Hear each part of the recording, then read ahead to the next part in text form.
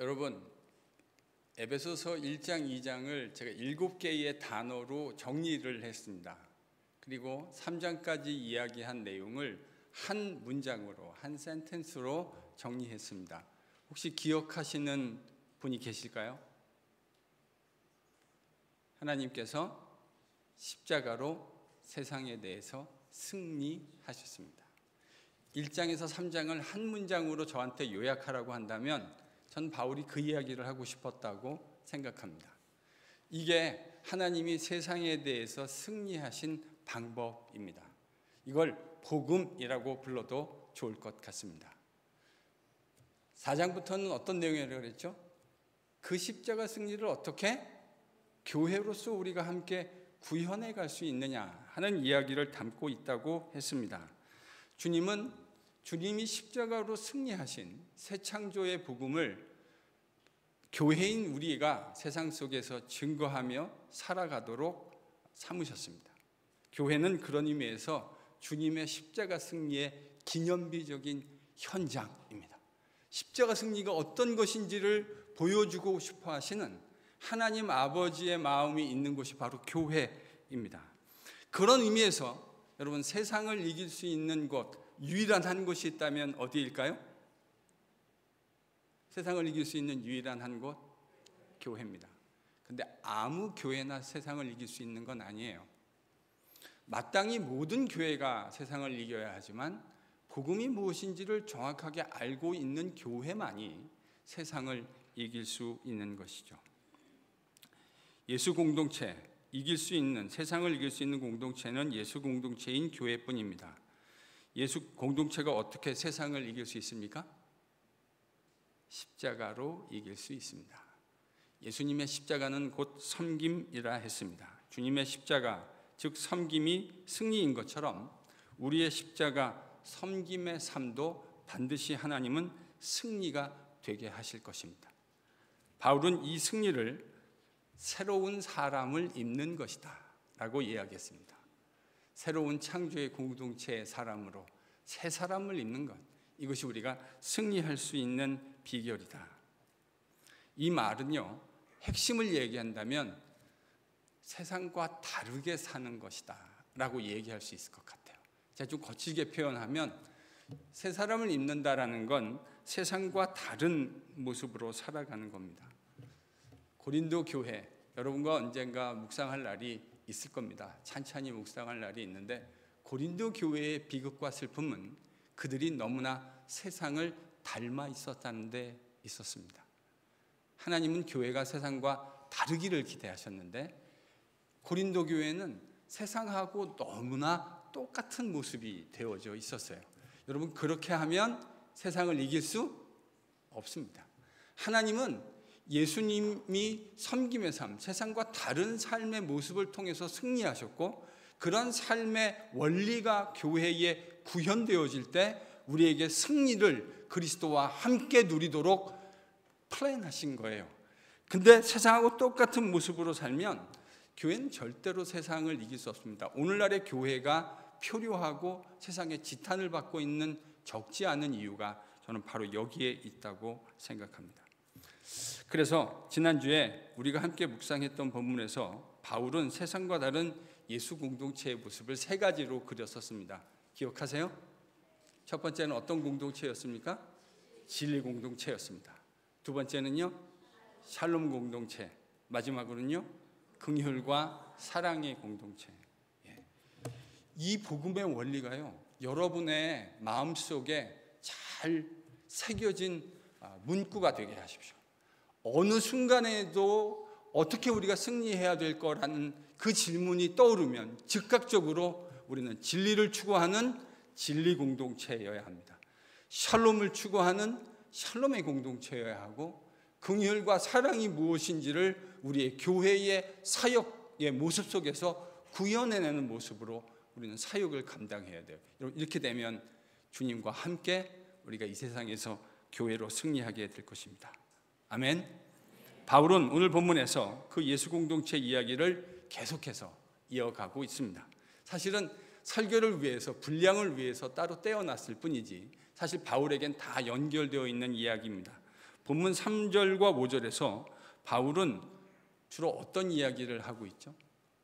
여러분 3절과 5절을 보세요. 뭐와 연관된 주제를 바울이 얘기하고 있습니까? 성과 관련되어지. 그렇죠? 성과 관련된 이야기를 하고 있습니다. 3절과 4절 본문을 같이 읽고 좀 묵상해 보겠습니다. 3절 4절입니다. 같이 읽죠. 시작.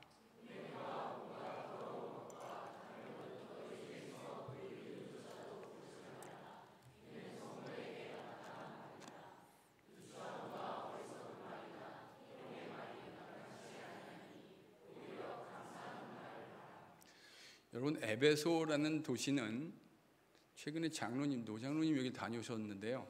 이 에베소는 상당히 큰 도시였습니다.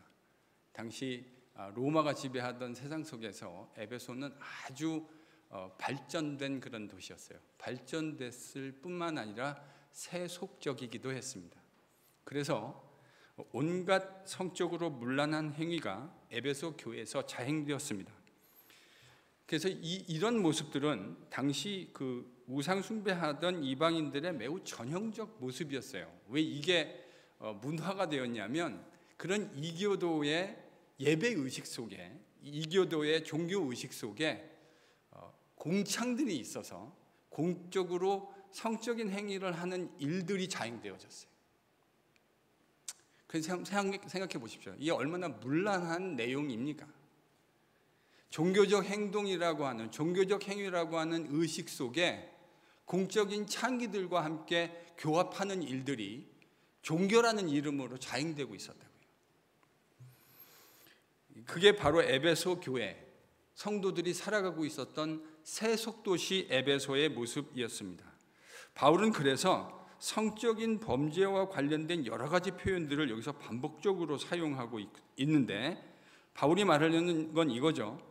이런 행동들이 얼마나 예수 공동체에 부적절한 것인가 하는 이야기를 하고 싶은 것 같습니다.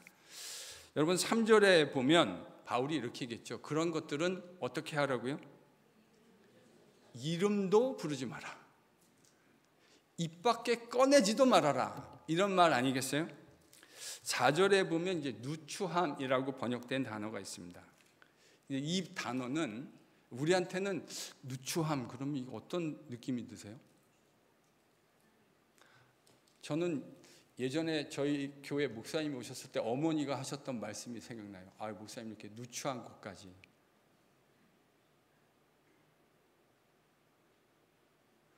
이 누추함이라는 단어를 들으시면서 바울이 말한 의도를 성도들이 캐치하시는 건 좀 어렵겠다 하는 상식적 판단이 듭니다. 왜냐하면 사실 바울이 말했던 이 누추함이라는 단어는 아주 구체적으로 외설적인 대화를 말하는 그레코로만 사회의 언어였어요. 뭘 말하는 거라고요? 외설적인 대화. 이제 그걸 누추함이라고 이렇게 번역해 놓은 거예요. 근데 누추함 그럴 때 외설적 대화 이렇게 바로 연결되세요? 잘 안 되죠. 어리석은 말. 어떻게 생각하세요? 어리석은 말 그러니까 뭐가 떠오르세요? 박보영 집사님, 어리석은 말 그러니까 뭐가 떠오르세요? 애들이 이야기하는 실리톡 뭐 이런 거 생각하실 수 있겠죠? 그러니까 우리가 어린 아이들 키우면 그 이상한 실리한 이야기 하는 애들 있잖아요. 이제 그렇게 생각하기 쉬워요. 근데 여기서도요, 어리석은 말, 모럴로기아라는 단어인데, 이 단어는 그레코로만 사회에서 주고받았던 성적인 농담. 사실 어느 문화권에나 성을 소재로 한 농담이 없는 문화가 없죠. 근데 지금 바울은 뭐라 그러냐면 외설적인 대화, 성적인 농담 그런 거 뭐 하라고요? 입 밖으로 꺼내지도 마라. 여러분 지금 바울이 외설적인 대화라든지 성적인 농담 이런 것들은 예수 공동체의 사람인 너희들의 입 바깥으로 꺼내는 것조차도 하지 말아라. 그럼 왜 바울은 그런 걸 대화로 주제로 삼는 것마저도 안 된다고 말했을까요? 이유가 뭐죠? 우리가 말하는 건요, 우리가 관심 있는 거예요. 우리가 관심 있는 건 우리가 추구하는 거예요. 우리가 어떤 거를, 여러분 비즈니스 하시는 분은, 제가 이민교회 와서 그 성도들하고 같이 교제하면서 그 깨달은 게 하나 있어요. 여러분 비즈니스 하시는 분들은 만나면 무슨 이야기를 계속 하고 싶어 하시죠? 자기 비즈니스 얘기를 하고 싶어요. 학생들은요, 공부하고 학위받고 취업하는 이야기 하고 싶어 합니다. 남자 학생들은 만나면 무슨 얘기 할까요? 여학생들 이야기하고요. 우리가 이야기한다고 하는 건요, 관심 있는 걸 이야기하는 거예요. 왜 바울은 외설적인 대화나 성적인 농담 같은 것들을 입 밖으로 꺼내는 것조차도 하지 말아라고 말했을까요? 그런 삶의 모습이 우리 예수 공동체의 삶의 모습하고 너무나 어울리지 않는다고 생각하고 있는 것이죠. 그런 더러운 것을 생각하고 말하는 것은 궁극적으로 그것을 행동으로 옮기는 통로가 되기 때문입니다. 바로 이런 이유 때문에 바울은 성적으로 부도덕한 행위뿐만 아니라 그와 연관되어진 언어마저도 예수 공동체의 삶에 부적절한 것이다 라고 규정하고 있는 겁니다. 여러분 어떠세요? 우리가 살고 있는 미국, 요즘은 한국도 별로 다르지 않은 것 같아요. 이 사회는 이제 상대적으로 성에 대해서 매우 관대한 문화권에서 살아가고 있습니다.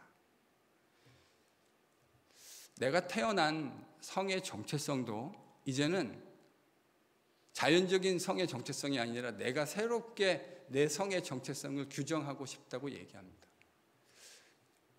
우리 지난번에 한 달여 전에 오셨던 노진사 목사님, 뉴욕에서 목회를 하시는데요, 목사님이 힘들었던 이야기를 하나 하시더라고요. 교회 성도 중에 자기를 캣이라고 디파인한 사람이 있었대요. 캣을 너무나 사랑한 나머지 자기 자신을 캣이라고 디파인한 거예요. 그럼 아프면 어디 가야 되죠? 원래 아프면 사람은 병원에 가야 합니다. 동물, 캣이 아프면 어딜 가야죠? 펫을 찾아가야죠. 펫. 수의사.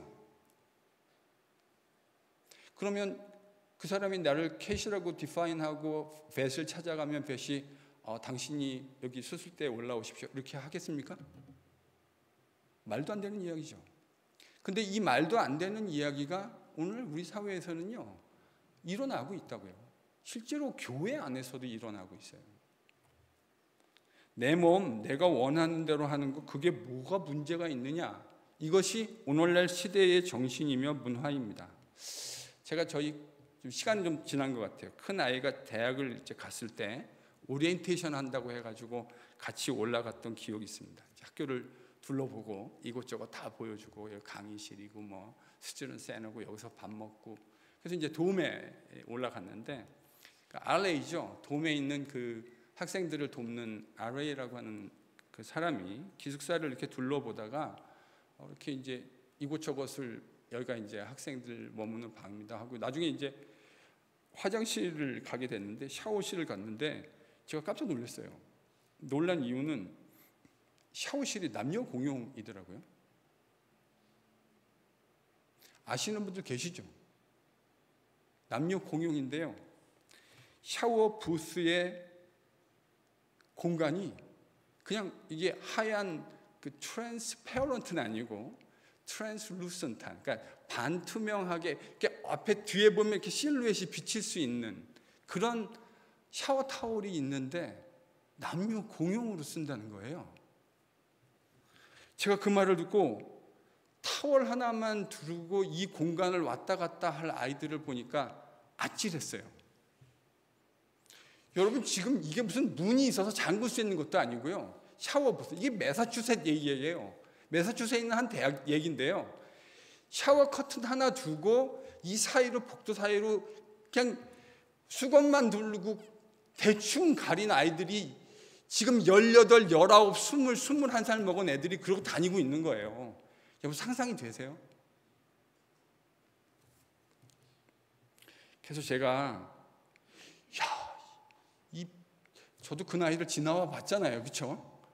이 피 끓는 청춘인데 세상에 이 샤워 커튼하고 타월 하나 두르고 다닐 아이들을 생각하니까 제가 아찔한 거예요. 그래서 아빠로서, 목사로서 우리 아이에게 뭐 교육을 좀 시켜야 되겠다 하는 이런 마음이 들어가지고 이야기를 했더니 우리 애가 뭐라 그러냐면, 아빠 뭐 별로 대단한 것도 아닌 걸 그런 걸 가지고 그렇게 걱정하냐는 식으로 도리어 저한테 이야기를 하더라고요.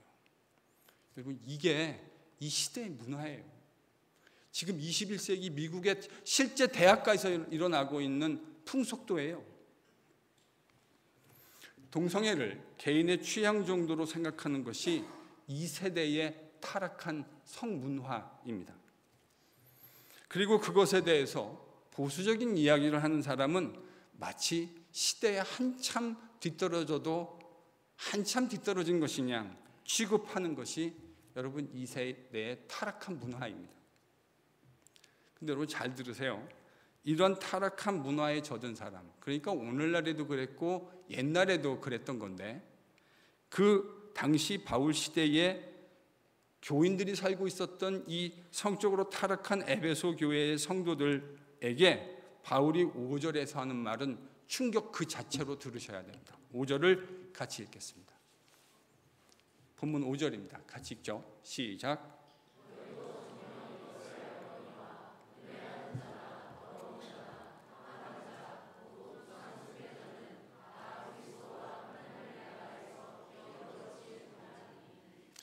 지금 바울이 음행하는 자, 더러운 성적 농담이나 주고받는 사람, 그것을 탐닉하고 탐하는 자들을 뭐라고 규정해주고 있죠? 우상숭배자.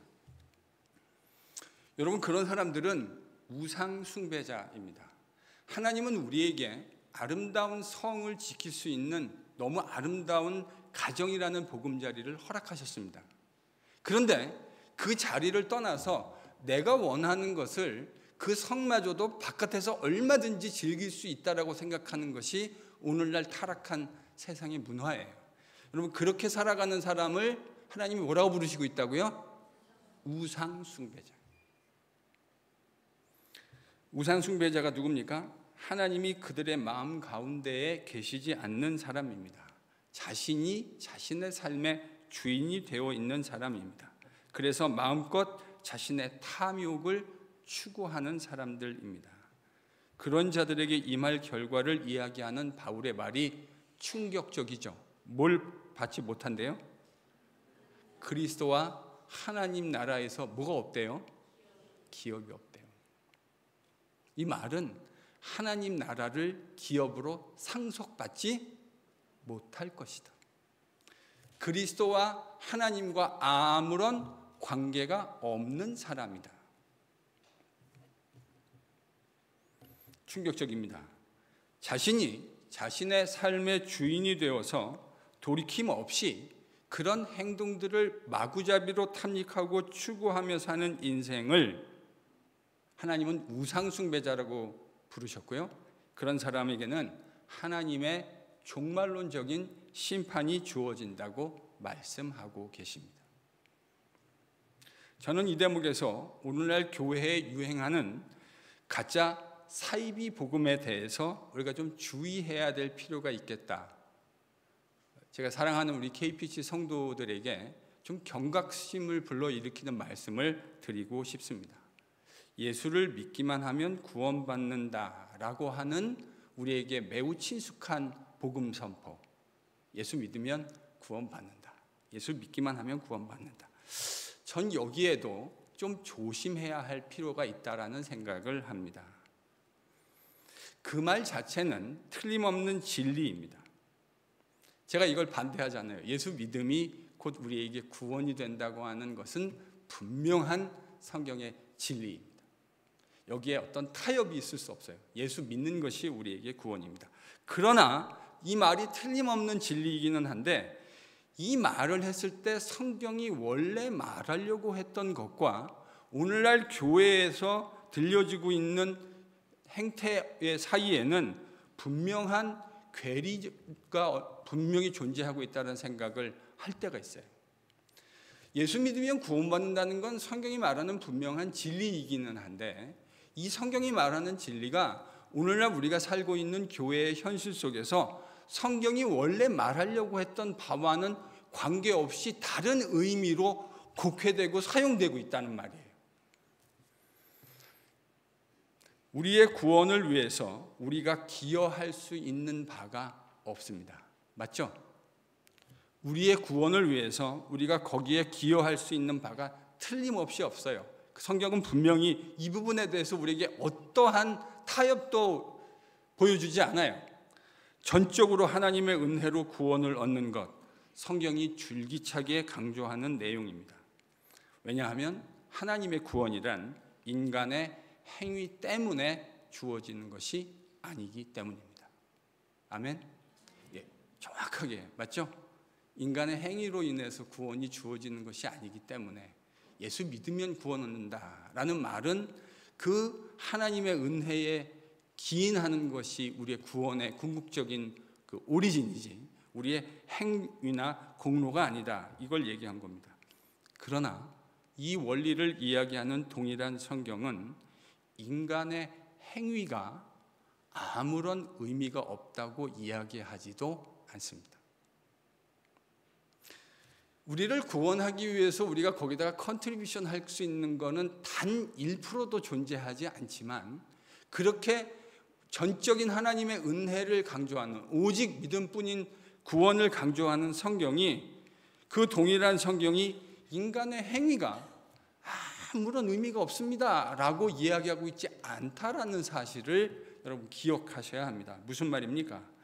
예수 공동체라면 시작에 있어서, 우리의 구원에 있어서 우리가 할 수 있는, 컨트리뷰션 할 수 있는 것이 아무것도 없지만, 전적으로 그리스도 예수 십자가 보혈의 공로로 말미암아 그의 부활의 권능과 능력으로 말미암아 하나님이 우리에게 허락하시는 새 창조의 세상의 능력으로 말미암아 우리에게 구원이 주어진 것이 틀림없는 진리이지만, 그렇게 하나님께 은혜로 구원받은 예수 공동체라면 그 공동체의 사람은 필히 반드시 예수 공동체다운 삶의 모습으로 살아가게 되어 있다는 말입니다. 그런 모습이 없다면 우리가 어떻게 우리를 예수 공동체라고 말할 수 있겠습니까? 주님의 은혜로, 주님의 보혈의 값없는, 우리 입장에서 아무런 기여한 것이 없는 그분의 전적인 은혜로 우리가 구원을 얻었는데, 그래서 그 구원의 목적을 바울은 에베소 1장에서 어떤 언어로 설명했죠? 우리가 하나님과 입양이 되어서 하나님과 세상에서 제일 좋은 아버지와 함께 살아가는 사람이 되어졌는데, 그렇게 살아가는 사람의 사고방식이 에베소 교회, 에베소 바깥에 있는 사람들하고 똑같은 모습으로 외설적인 대화를 나누고 그런 삶들을 살아가려고 추구하고 있다고 한다면, 그건 하나님이 우리를 구원하신 목적과 정면으로 배치되는 말이라는 이야기입니다. 주님의 거룩한 교회로 그 거룩을 추구하려는 마음이 내 안에 일어나고 있지 않다면 그 사람은 예수 공동체의 사람일 수 없다는 말입니다. 예수를 믿기만 하면 된다고 이야기하는 값싼 복음의 위험에 노출되어 있는 성도들에게 바울 사도는 6절과 7절에서 이렇게 이야기하고 있습니다. 믿기만 하면 된다, 우리의 공로 아니니까 우리가 어떻게 살아도 상관없다 라는 식의 사람들에게 6절 7절에서 뭐라고 말합니까? 같이 읽겠습니다. 시작.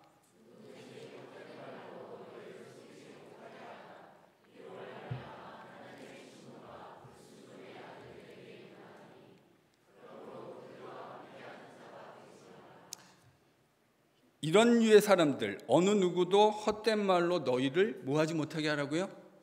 속이지 못하게 하라. 그러니까 여러분, 누가 우리의 성결과 거룩함과 관계없이 예수 믿기만 하면 돼, 무슨 소리야, 이렇게 말하는 사람은 바울의 용어에 의하면 어떤 사람이에요? 속이는 사람입니다. 여러분, 그런 사람 말을 들으면 안 됩니다. 그건 거짓 가르침이에요.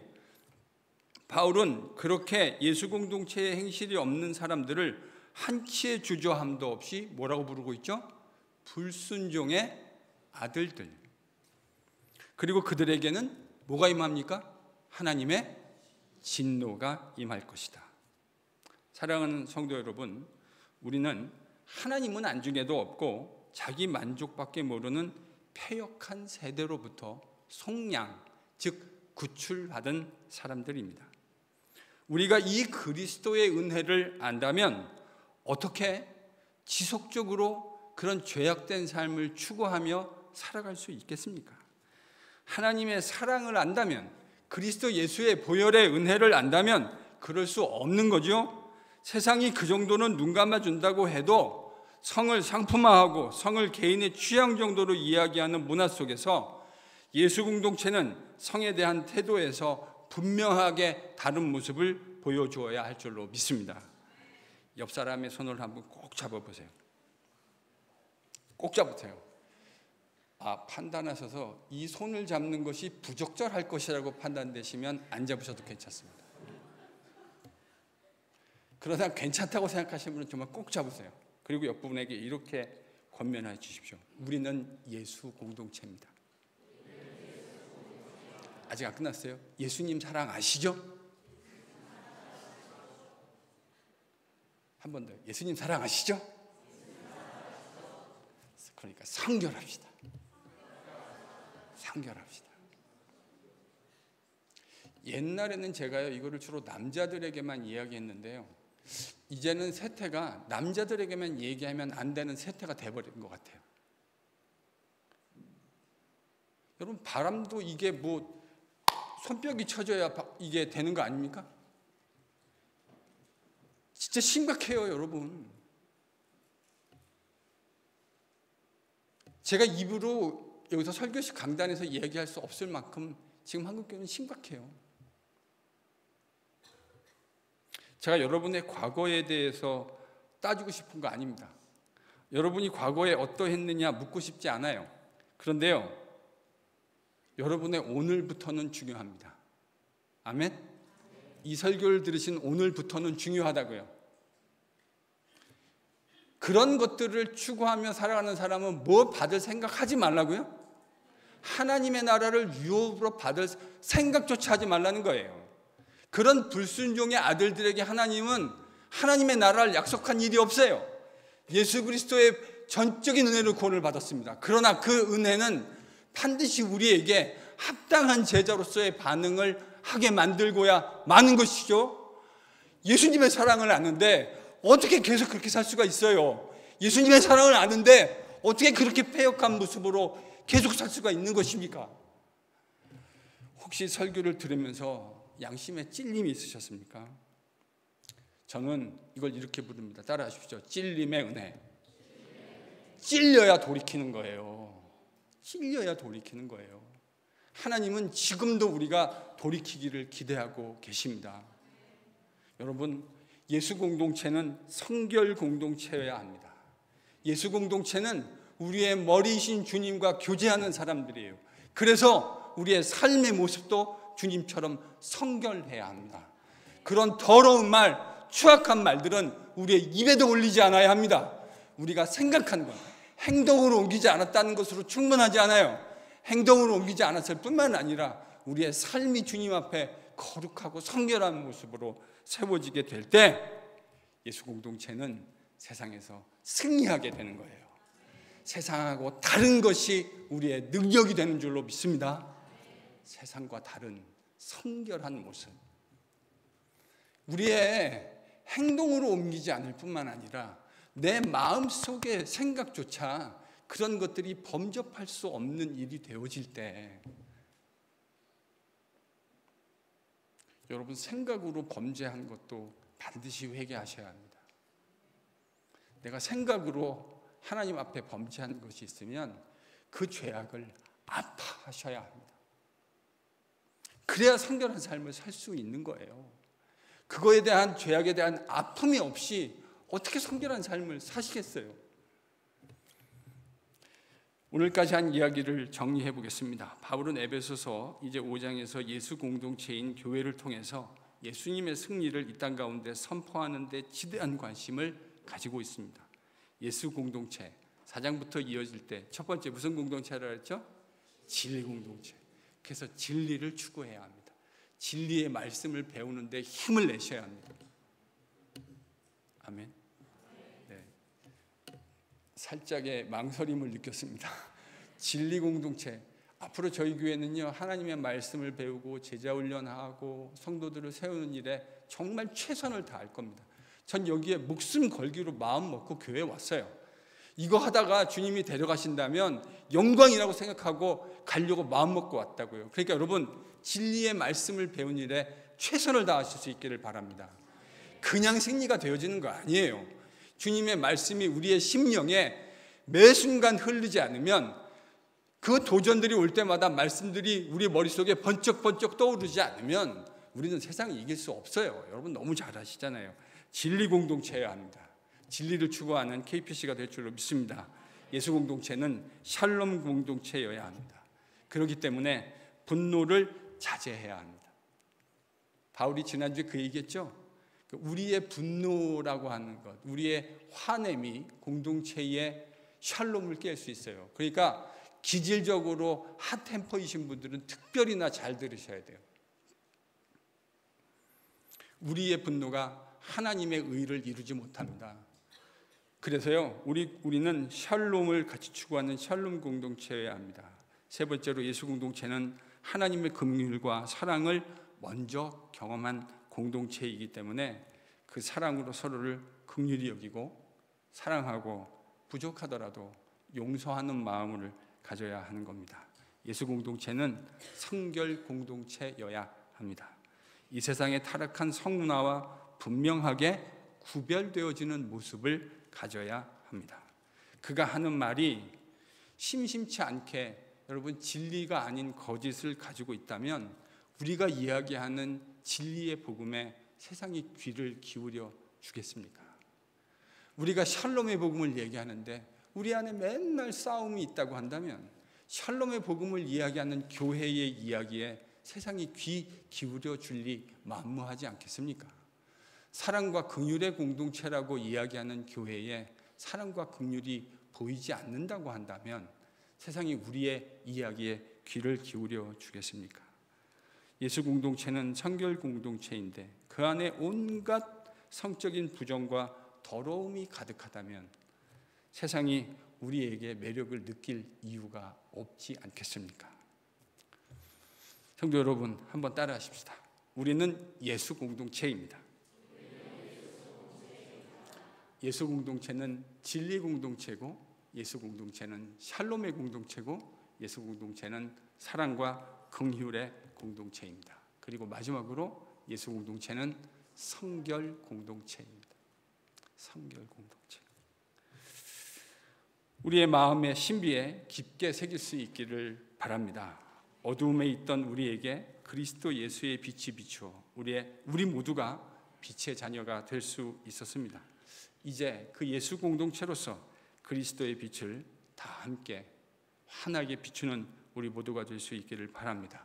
그래서 어두움에 있던 사람들에게, 그러면서 자기가 어두움에 있다고 하는 생각조차 하지 못하고 있는 사람들에게 그리스도 예수의 은혜의 빛을 비추어 그들도 우리와 함께 그리스도의 영광스러운 승리에 참여하는, 그 일에 쓰임받는, 겸손히 쓰임받는 KPC 모든 성도들이 되실 수 있기를 예수 그리스도의 이름으로 간절히 축원합니다.